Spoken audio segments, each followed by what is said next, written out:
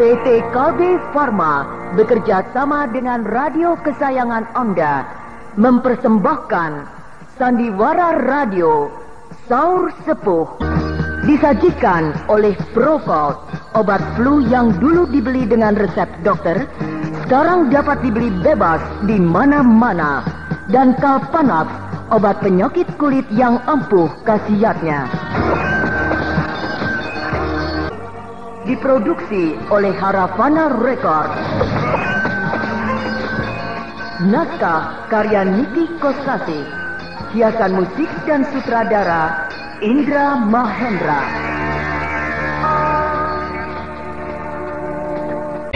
Tapi perjalanan ke Sadeng terlalu jauh, Bentar.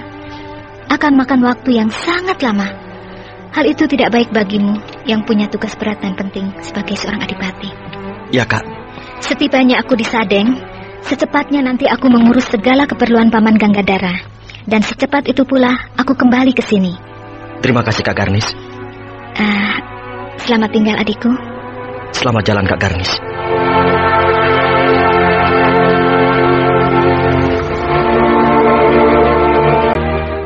Kakang Bentar, katanya hari ini pulangnya Paman Ganggadara ke Sadeng. Benar, Rai Paksi. Dan katanya pula Kak Garnis dan Kakang Widura turut serta mengantarkannya sampai ke Sadeng. Benar. Sekarang di mana mereka, Kakang? Sudah berangkat, Rai. Sudah berangkat? Iya. Tapi aku rasa belum jauh. Mungkin baru sampai di tapal batas. Kakang Bentar tidak turut serta. Tugasku di sini memerlukan perhatianku lebih keras. Baiklah. Saya akan segera menyusul mereka. Iya. Sekaligus saya mohon diri. Sebab saya pun akan turut serta bergabung dengan mereka sampai ke Sadeng. Rai akan turut serta ke Sadeng? Benar, Kakang. Apakah tugas Rai Paksi di keraton tidak akan terbengkalai? Tidak, Kakang. Sebab saya sudah membagi-bagi tugas kepada para bawahan saya. Dan Kakang Prabu Wanapati sudah memberikan izinnya kepada saya. Ya, baiklah bila demikian tidak ada masalah. Saya mohon diri, Kakang Bentar. Selamat jalan, Rai Paksi. Setelah mengantarkan Ganggadara yang telah mengambil keputusan untuk menetap di Sadeng, Garnis dan Paksi pulang kembali ke Madangkara. Sedangkan Widura pulang ke Blambangan karena ayahnya sakit keras. Begitu pula perkara kisah asmara segitiga antara Bentar, Dewi Rara, dan Anjani telah dapat diselesaikan dengan baik. Biksu Gampala yang pernah menjadi musuh besar Brahma, yang kemudian menjadi sahabatnya, bahkan dilanjutkan dengan mengikat tali persaudaraan. Merasa sangat terpukul ketika menerima berita duka mengenai wafatnya Brahma Kumbara, sehingga memerlukan datang ke Madangkara.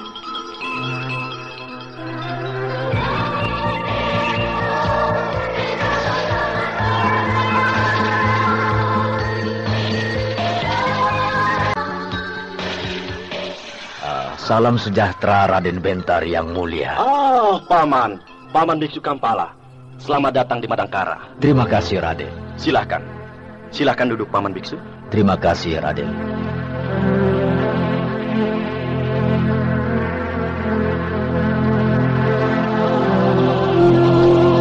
Saya sangat gembira dapat berjumpa lagi dengan Paman Biksu.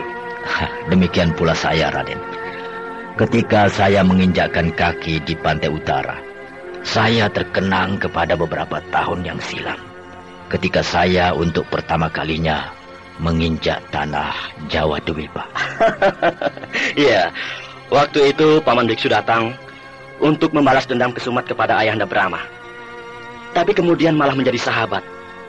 Lebih dari itu, menjadi saudara. Benar, Raden. Dan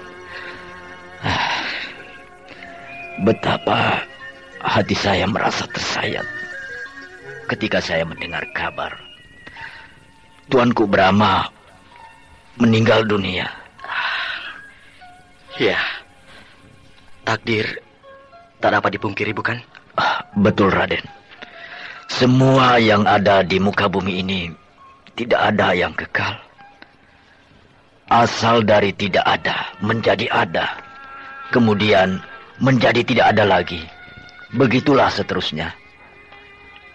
Sehingga kepergian seorang yang paling kita cintai hendaknya tidak membuat kita terlalu berduka yang berlebih-lebihan, sehingga kehilangan akal. Benar, Paman. Ya, saya jauh-jauh datang dari Tibet. Ingin sekali memanjatkan doa secara langsung, bersemedi di hadapan makam Tuanku Brahma. Dengan senang hati, saya akan mengantarkan Paman Biksu ke tempat persemayaman terakhir Ayahanda Brahma, yaitu di Gua Pantai Selatan. Terima kasih, Raden.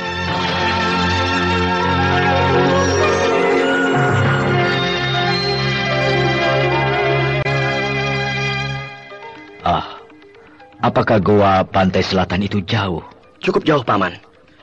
Tapi jalan yang ke sana sangat baik, sehingga bisa ditempuh baik dengan menunggang kuda atau naik kereta dalam waktu yang tidak terlalu lama. Oh, iya. Apakah Paman Biksu ingin naik kereta? Ataukah lebih suka berkuda? Tidak kedua-duanya. Oh iya? Saya selalu bisa lebih menikmati perjalanan bila melakukannya dengan jalan kaki. Iya, itu baik sekali. Dan saya tahu benar, meskipun Raden masih muda belia dan sudah punya kedudukan yang baik sekali, menjadi seorang adipati, tapi Raden tetap seorang pendekar. Iya, secara kebetulan, keluarga Raja-Raja Madangkara gemar mempelajari ilmu. Ilmu apa saja, termasuk ilmu silat. Sehingga saya punya kesempatan untuk belajar ilmu silat tersebut. Bila demikian, tentu Raden tidak keberatan bila mengantarkan saya ke Goa Pantai Selatan dengan cara jalan kaki. Dengan senang hati, Paman. Terima kasih, Raden Bentar. Anggap saja kita sedang melancong sambil mengendorkan otot, melatih kelenturan tubuh. Iya. Ya, di mana mungkin sekali-sekali kita perlu mengerahkan ilmu lari cepat. Tapi suatu ketika hanya berjalan biasa, melenggang kangkung. Iya, benar. Tapi sebelumnya, saya mohon maaf yang sebesar-besarnya bila kedatangan saya ini membuat Raden terganggu. Sebab tentunya sebagai seorang adipati, tugas Raden sehari-hari amat sibuk. Tidak menjadi masalah. Sebab kebetulan usaha saya selama ini berhasil dengan baik. Maksud Raden? Begini, Paman. Selama bertahun-tahun saya mempersiapkan beberapa orang yang dapat dijadikan bisa menggantikan kedudukan saya bila saya sedang bepergian, yang sama mampunya dengan saya. Dan saya berhasil. Orang itu masih muda. Namanya Arya Gumilang.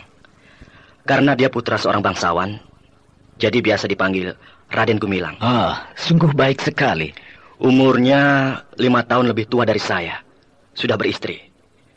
Anaknya 3. Kepandaiannya dalam ilmu tata negara sangat mengagumkan. Oh iya. Serta memiliki otak yang cemerlang. Sehingga saya menaruh kepercayaan yang penuh kepadanya. Bagus sekali. Memang seharusnya demikian, Raden. Bila seorang adipati atau seorang raja merangkap pula sebagai pendekar, maka dia harus mencari seorang yang memiliki kemampuan yang sama baiknya dengan dirinya. Iya. Karena sebagai seorang pendekar, mau tidak mau akan sering meninggalkan keraton untuk pergi berkelana menumpas kejahatan. Betul, Paman. Nah, apakah bisa kita mulai sekarang? Bisa, Paman. Marilah kita segera berangkat.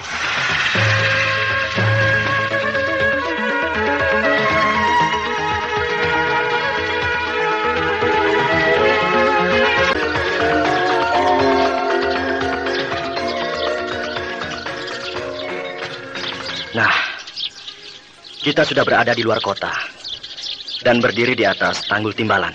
Pemandangan di sini cukup bagus, Raden. Jalan yang nampak di bawah sana itu Jalan itu lebar sekali dan sangat bagus. Ya, Serta tidak berbelok-belok, melainkan lurus. jalan itu menuju ke Desa Halimun. Dari Desa Halimun sampai ke Goa Pantai Selatan, jalannya juga sama bagusnya dengan jalan yang kita lihat itu. Iya. Tapi tidak lurus, melainkan berliku-liku dan naik turun. Ya, maklum, harus melalui alam yang berbukit-bukit dan sejumlah sungai besar dan kecil. Ya. Raden, Ya, itu gunung apa? yang mana, Paman? Itu di kejauhan, di arah selatan sana. Oh, iya, itu Gunung Lawas. Oh, kalau melihat jalan yang memanjang di bawah sana itu, sepertinya jalan itu menuju ke Gunung Lawas dan berakhir di sana. Memang benar, Paman.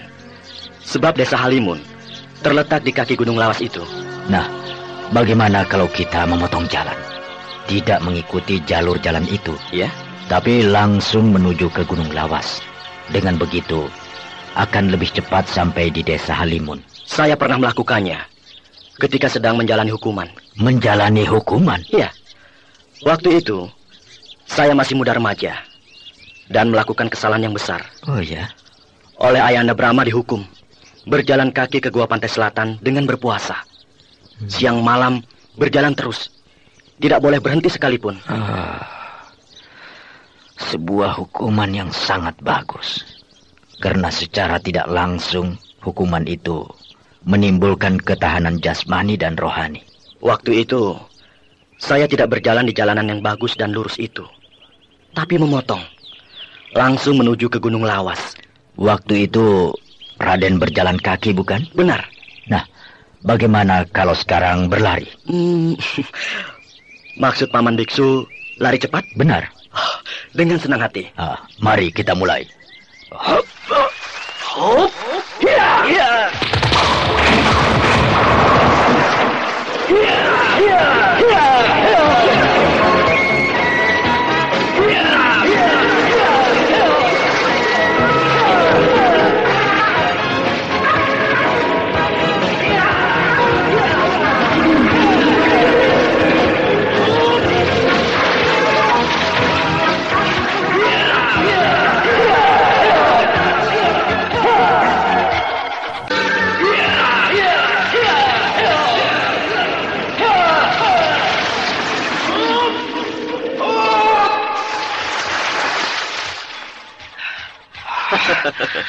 Wah, luar biasa.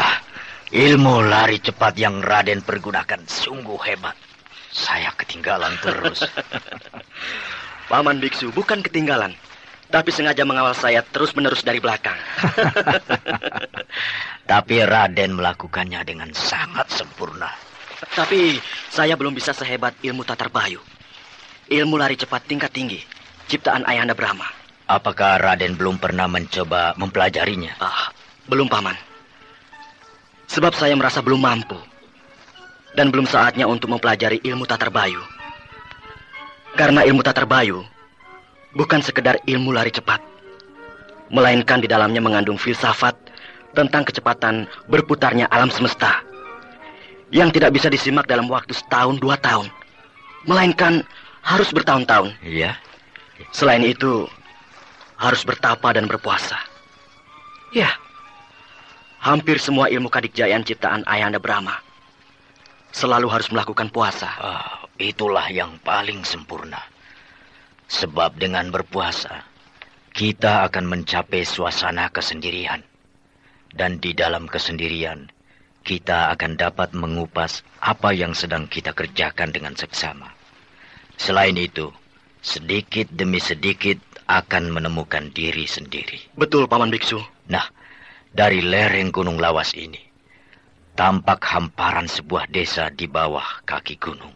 Itulah Desa Halimun. Apakah Raden ada kehendak untuk singgah di Desa Halimun itu? Barangkali untuk sekedar istirahat atau memeriksa keadaan penduduk. Tidak, Paman. Kita terus saja menuju ke Goa Pantai Selatan. Baik, Raden.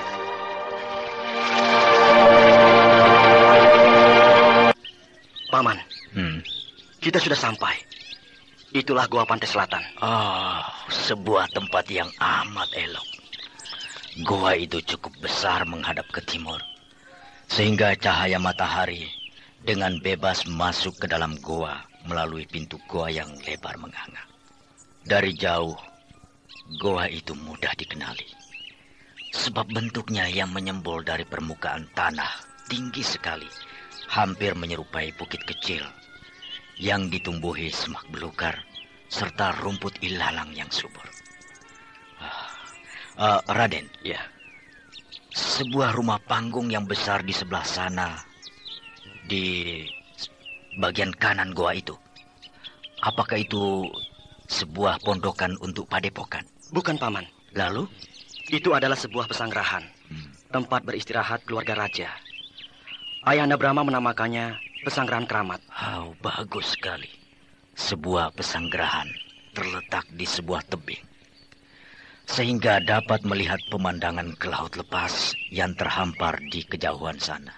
Bila ada waktu senggang di masa hidupnya, Ayahanda Brahma bersama Ibunda Pramita dan Bibi Harnum sering beristirahat di Pesanggerahan Keramat itu. Oh iya. Begitu pula Bibi Mantili bersama suaminya Patikotawa sering pula menghabiskan waktu senggangnya di pesanggerahan itu. Oh iya. Paman, Ya. marilah kita masuk ke dalam gua itu. Baik, Raden.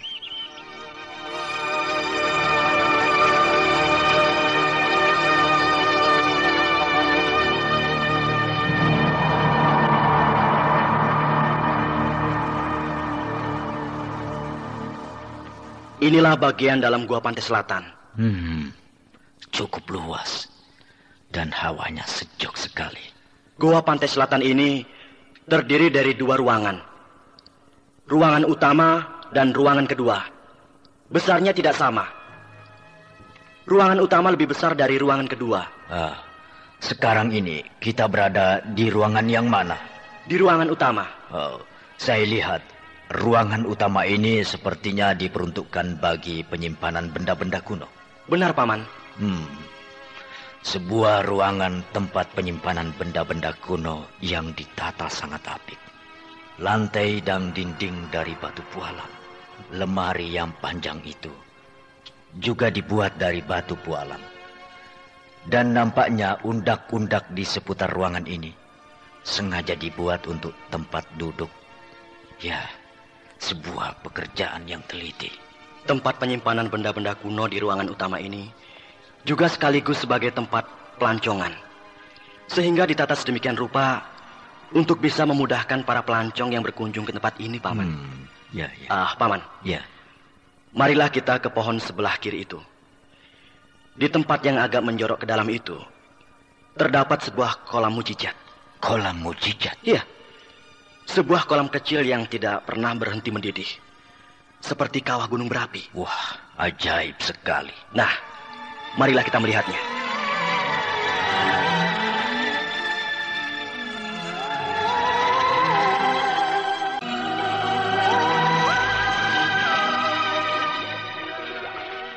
Nah, Paman Biksu, inilah kolam mujijat itu.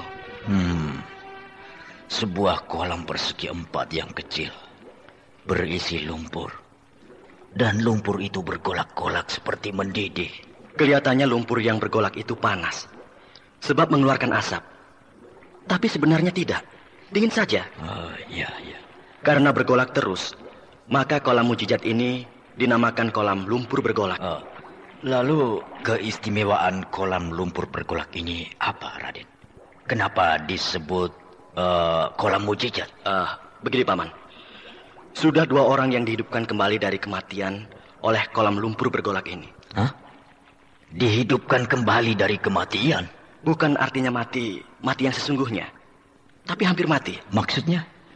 Ketika Ayahanda Brahma bertempur dengan musuh besarnya yang bernama Gardika, Ayahanda Brahma kalah, bahkan hampir mati. Ayahanda Brahma terkapar mandi darah. Dari hidung, mulut dan telinganya keluar darah. Nafasnya lemah sekali. Hanya satu-satu dan sangat lambat. Kemudian oleh burung Raja Wali Raksasa. Burung Raja Wali Raksasa? Disebut burung raksasa karena besarnya di luar ukuran burung Raja Wali biasa. 10 kali lipat. 10 kali lipat? Iya, besarnya sebesar kuda. Sebesar kuda. Oh, Mitohu. Itu bukan burung biasa, tapi seekor burung jelmaan. Kepastiannya belum jelas. Tapi burung Raja Wali raksasa itu memang sangat ajaib. Bisa dinaiki seperti layaknya menunggang kuda. Bahkan juga bisa dinaiki oleh 2 orang sekaligus. Dan bisa dipanggil. Dipanggil dari mana saja. Meskipun dari tempat yang jauh. Hanya dengan bersuit, dia akan datang. Oh, hebat, hebat. Lalu hubungannya dengan kolam lumpur bergolak ini? Burung Raja Wali raksasa itu membawa Ayahanda Brahma yang sudah hampir meninggal ke sini. Lalu diceburkan dan direndam di dalam kolam lumpur bergolak ini selama 7 hari 7 malam. Kemudian? Sembuh, segar bugar, sehat, dan kuat seperti sedia kala. Sungguh menakjubkan. Lalu yang seorang lagi siapa? Saya.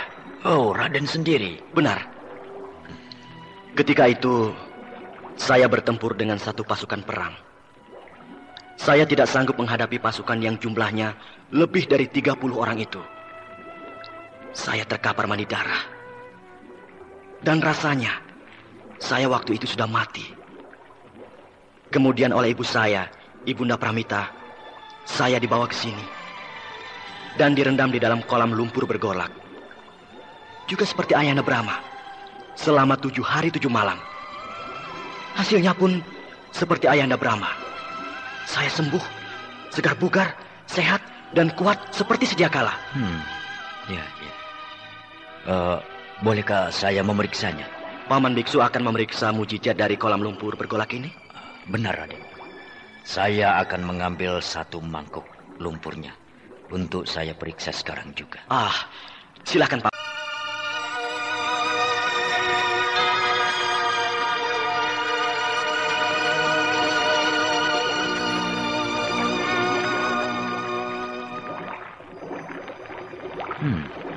Bagaimana, Paman Biksu?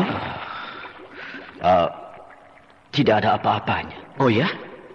Lumpur yang bergolak-golak ini diakibatkan oleh dorongan dari sebuah kawah gunung berapi yang merembes sampai ke sini, ke lantai dasar goa pantai selatan ini. Akan tetapi lumpurnya sendiri hanyalah lumpur biasa yang tidak mengandung mujizat apa-apa. Hanya selain mengandung serapan belerang biasa. Iya. Pemeriksaan Paman Biksu sama dengan pemeriksaan-pemeriksaan yang pernah dilakukan oleh beberapa orang ahli tentang ilmu tanah, yang menyatakan bahwa lumpur yang terdapat di kolam lumpur bergolak ini hanya mengandung belerang sedikit saja. Selebihnya tidak ada apa-apanya. Benar. Paman. Ya. Akan tetapi, mengapa bisa menyembuhkan orang yang terluka parah, bahkan hampir mati sampai sembuh? Itu karena memang mengandung mujizat. Tapi mujizat yang terkandung di dalam lumpur ini tidak bisa dilihat atau diperiksa dengan mata biasa, melainkan harus dengan mata batin. Dan hal itu memerlukan tahapan-tahapan yang sangat panjang, sehingga tidak akan semua orang bisa melakukannya. Iya, Paman. Nah, sekarang antarkan saya ke hadapan makam Tuanku Brahma Kumbara. Marilah kita memasuki ruangan kedua.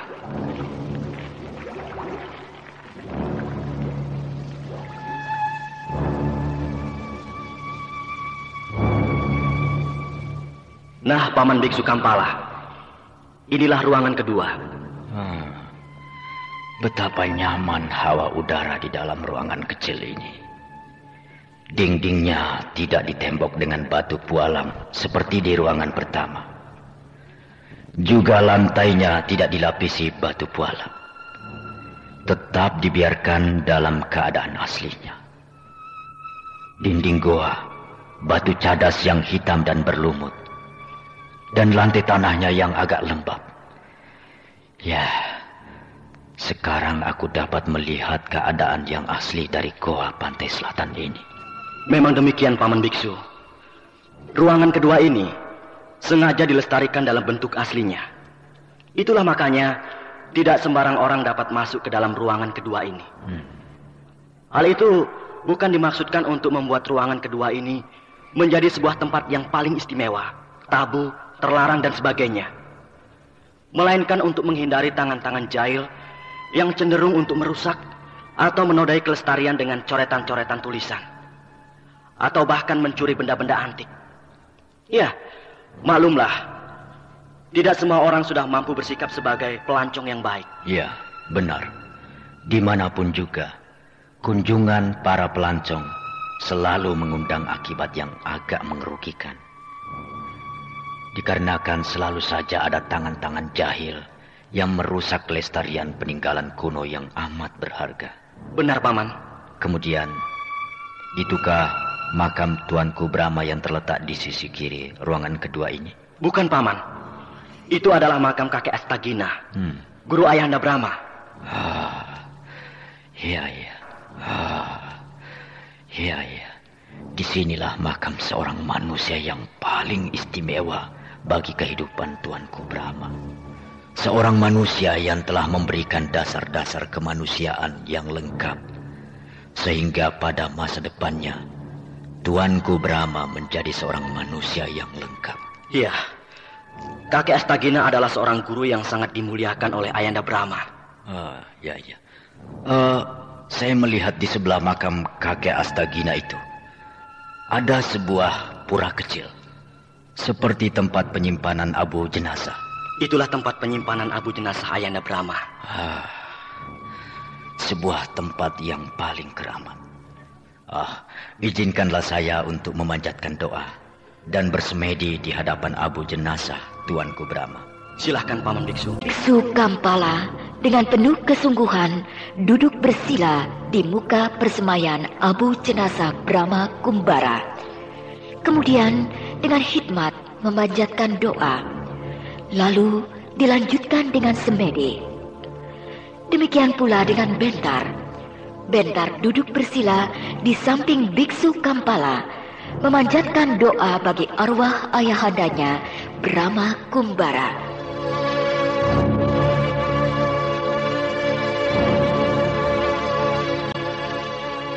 Setelah dirasa cukup, selesailah upacara doa dan semedi tersebut. Perlahan-lahan Biksu Kampala dan Bentar membuka mata, kemudian berdiri. Paman Biksu. Ya. Saya atas nama keluarga besar Raja-Raja Madangkara menghaturkan laksa terima kasih.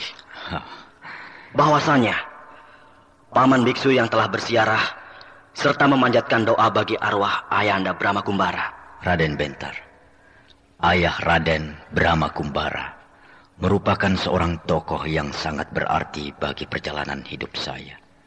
Dan saya amat bersyukur bahwa di usia saya yang sudah menua ini dipertemukan dengan seorang manusia yang saya anggap sangat istimewa. Sehingga saya menjadi sadar bahwa saya yang selama ini merasa yang paling hebat, ternyata saya memiliki banyak kekurangan. Nah, itulah makanya bagi saya Tuanku Brahma merupakan seorang tokoh yang berhasil membuka mata saya tentang arti hidup dan kehidupan. Ya, Paman. Silahkan, Paman. Inilah pesanggrahan keramat. Pesanggrahan keramat ini sederhana sekali. Hanya dibuat dari bambu, tapi nampak kokoh dan kuat. Dan juga dibentuk dengan sangat apik sehingga menjadi elok. Paman. Ya. Apakah Paman hendak duduk di dalam ataukah di serambi saja? Saya rasa lebih enak di serambi, sambil menikmati pemandangan alam di sekitar sini yang indah. Terutama dari sini saya dapat melihat ke arah lautan yang maha luas. Ya, Paman. Daulat, Raden, minumannya sudah tersedia. Bawa ke sini saja, Bibi Emban. Letakkan di atas hamparan tikar di serambi belakang itu. Daulat, Raden.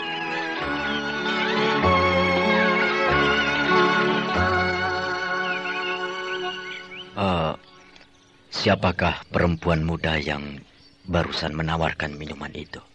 Dia adalah Bibi Emban. Bersama suaminya bertugas merawat pesanggrahan keramat ini. Oh. Ya. Semuanya ada 5 keluarga yang menetap di sini. Mereka menempati rumah pondokan yang memanjang di belakang pesanggrahan keramat ini. Tugas mereka, ada yang membersihkan pekarangan, memperbaiki apa saja kalau ada bagian yang rusak, bahkan menggantinya kalau perlu diganti. Yang perempuan membersihkan bagian dalam. Lalu kalau ada tamu, tugas mereka menyediakan minuman dan makanan. Oh iya. Mereka itu sengaja didatangkan dari keraton? Tidak, Paman.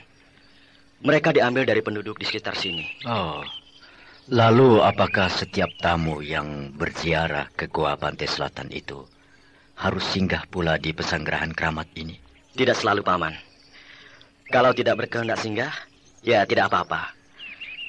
Namun hampir semua para tamu yang berziarah ke sini berkeinginan untuk singgah ke pesanggrahan keramat ini. Ya. Nah, itu Bibi Emban sudah menyiapkan minuman. Mari, Paman, kita ke Serambi. Baik, Raden.